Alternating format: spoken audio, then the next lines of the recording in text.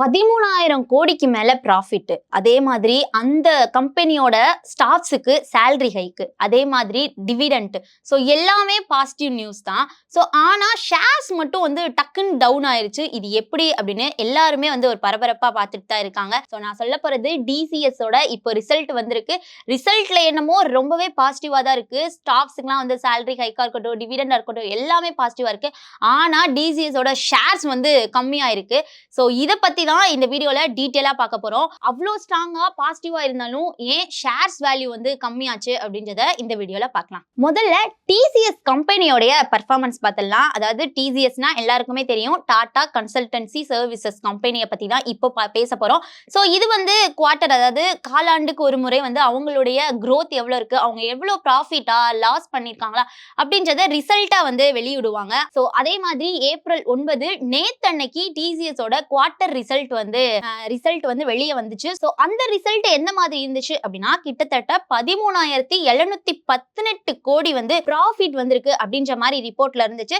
So past இயர்ஸை வந்து compare பண்றப்போ ரொம்பவே வந்து growth நல்லா இருக்கு, growth இன்க்ரீஸ் ஆயிருக்கு அப்படின்ற மாதிரி தான் பார்க்க முடியுது. அதே மாதிரி ரெவென்யூ கூட வந்து ரொம்பவே வந்து ஸ்டெடியா இன்க்ரீஸ் ஆயிருக்கு அப்படின்ற மாதிரி தான் ரிப்போர்ட்ல இருக்கு. ஸோ அதே மாதிரி ஓவராலா நம்ம அந்த கம்பெனியோட பெர்ஃபார்மன்ஸை பார்த்தோம் அப்படின்னா ரொம்பவே ஸ்ட்ராங்காகவும் ரொம்பவே growthfulலாகவும் ரொம்பவே வந்து ஒரு பாசிட்டிவான ரிசல்ட்டை தான் நம்மளால பார்க்க முடிஞ்சிச்சு. ஸோ இந்த ரிசல்ட்னால இன்வெஸ்டர்ஸ்க்கு என்ன மாதிரியான பெனிஃபிட் அப்படின்னு பார்த்தோம் அப்படின்னா, ஒரு ஷேருக்கு டிசிஎஸ்ல வந்து 31 ரூபாய் வந்து டிவிடெண்ட் பண்ணியிருந்தாங்க. அதாவது நீங்க ஷேர் வச்சிருந்தீங்க அப்படின்னா உங்களோட அக்கௌண்ட்ல டைரக்டா கேஷ் வந்துடும் அப்படின்னு. ஸோ இதுவே இன்வெஸ்டர்ஸ்க்கு ஒரு பிக் பாசிட்டிவான ஒரு நியூஸ் மாதிரி தான் தெரிஞ்சிச்சு. ஸோ வந்து இன்வெஸ்டருக்கு எல்லாருடைய அக்கௌண்ட்லயுமே வந்து டைரக்டா வந்து கேஷ் வந்தது வந்து எல்லாருக்குமே ஒரு நல்ல விஷயமா தான் தெரிஞ்சுச்சு. அதுக்கப்புறம் எம்ப்ளாயீஸ்க்கு எந்த மாதிரியான பெனிஃபிட் இருக்கு அப்படின்னு பார்த்தோம் அப்படின்னா, டிசிஎஸ்ல எல்லா எம்ப்ளாயீஸ்க்குமே வந்து சேலரி ஹைக் அப்படின்ற ஒரு அனௌன்ஸ்மெண்ட் வந்து பண்ணியிருந்தாங்க. ஏன்னா growth வச்சு.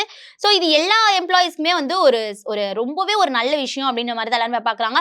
ஸோ ஐடி செக்டார்ஸ்ல வந்து லே ஆஃப் பத்தி பேசுற நேரத்தில், அதாவது ஏஐ வந்துருச்சு, ஸோ அதனால லே ஆஃப் நடந்துரும் அப்படின்னு நிறைய கம்பெனிஸ்ல வந்து ரொம்பவே வந்து பயந்துகிட்டு தான் இருந்தாங்க.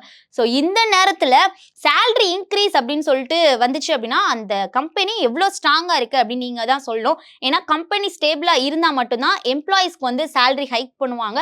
ஸோ எம்ப்ளாயீஸ்க்கு வந்து ஒரு கான்ஃபிடன்ஸுமே சேர்ந்து வந்து கிடைச்சிருக்கு. எல்லா இடத்துலையுமே வந்து லே ஆஃப் பண்ணிட்டு இருந்த இடத்துல சேலரி ஹைக் கொடுக்குறாங்கப்பா, ஸோ வந்து நம்மளோட கம்பெனி நம்மளை லே ஆஃப் பண்ண மாட்டாங்க அப்படின்ற ஒரு கான்ஃபிடன்ஸும் வந்திருக்கும். ஸோ நெக்ஸ்ட் வந்து ஏஐ growth தான் பார்க்க போறோம் டிசிஎஸ்ல. ஸோ இப்போ வந்து ஃபியூச்சர்ல எல்லாருக்குமே தெரிஞ்ச ஒரு முக்கியமான விஷயம் அப்படின்னா, டிசிஎஸ்ல ஏஐ பிசினஸ் ரொம்பவே ஸ்ட்ராங்கா க்ரோ ஆகுது அப்படின்னு.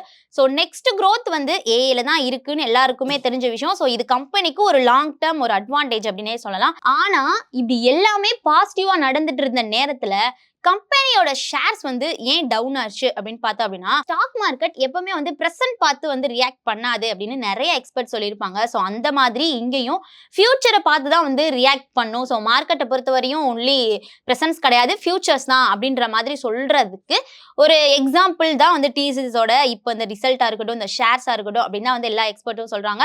ஸோ டிசிஎஸ் இப்போ நல்லா பர்ஃபார்ம் பண்ணிட்டு இருந்தாலும் growth வந்து ஃபாஸ்டா இருக்கா அப்படின்ற ஒரு கேள்வி வருது. அப்படின்னா என்ன அப்படின்னா, இப்பதான் வந்து பிரசன்ட்ல ஸ்ட்ராங்கா இருக்காங்க, ஃபியூச்சர்ல எப்படி வேணாலும் மாறலாம். அதே மாதிரி இதுக்கு முன்னாடி வந்து கொஞ்சம் வீக்கா இருந்தாங்க. ஸோ இதெல்லாம் வச்சுதான் வந்து மார்க்கெட்டோட ரிசல்ட் இருக்கும். ஸோ இப்போ வந்து அவங்களுடைய ப்ராஃபிட் வந்து ரொம்ப ஸ்ட்ராங்கா இருந்துச்சு அப்படின்றதுக்காக அவங்களோட மார்க்கெட் ஷேர் வந்து இன்க்ரீஸ் ஆகணும் அப்படின்ற ஒரு இதெல்லாம் கிடையாது அப்படின்ற மாதிரி சொல்றாங்க. ஸோ இதுதான் வந்து மார்க்கெட்டுக்கு ஃபர்ஸ்ட் பாயிண்ட். அதாவது கம்பெனி ஸ்டேபிளா இருந்தாலும் growth வந்து ஃபாஸ்டா இல்ல அப்படின்னு சொல்றாங்க. ஸோ அதனால கூட இப்படி இருந்திருக்கலாம் அப்படின்னு நிறைய எக்ஸ்பர்ட் சொல்றாங்க. அதுக்கப்புறம் இன்னொரு முக்கியமான விஷயம், டிசிஎஸ் வந்து ஏஐல அதிகமா இன்வெஸ்ட்மெண்ட் பண்றாங்க. ஏஐ வந்து ஃபியூச்சருக்கு நல்லதுதான், ஆனா ஷார்ட் டேர்ம்ல வந்து நம்மளுக்கு வந்து ரொம்பவே காஸ்ட் அதிகரிக்கும்.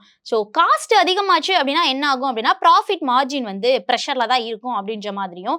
ஏஐ வந்து ஒரு இன்ட்ரெஸ்டிங்கான விஷயம். ஒரு சைட்ல growth இருந்தாலும் மற்றொரு சைட்ல வந்து இன்னொரு சைட்ல பார்த்தோம் அப்படின்னா வந்து பிரைசிங், நம்மளுடைய காஸ்டா இருக்கட்டும், பிரைசிங்கா இருக்கட்டும், இது எல்லாத்தையுமே வந்து குறைக்கும் அப்படின்ற மாதிரி தான் பார்க்க முடியுது. ஸோ ஓவராலா நம்ம பார்த்தோம் அப்படின்னா டிசிஎஸ் கம்பெனி வந்து ரொம்பவே ஸ்ட்ராங்கா இருக்கு, இன்வெஸ்டர்ஸ்க்கு பெனிஃபிட் இருக்கு, அட் த சேம் டைம் எம்ப்ளாயீஸ்க்குமே வந்து பெனிஃபிட் இருக்கு. ஆனா growth வந்து ரொம்ப ஸ்லோவா இருக்கிறதுனால ஷேர் வந்து டவுன் ஆயிருக்கு அப்படின்ற ரீசனை தான் வந்து எல்லாரும் சொல்றாங்க. ஸோ இந்த விஷயத்தை யார் யார் நோட் பண்ணீங்க, டிசிஎஸோட நேத்து ரிசல்ட் என்ன மாதிரி இம்பாக்ட் மார்க்கெட்ல கொடுத்துச்சு, அது வந்து இன்னைக்கு டிசிஎஸோட கம்பெனியோட ஷேர்ஸ் வந்து டவுன் ஆயிருக்கு.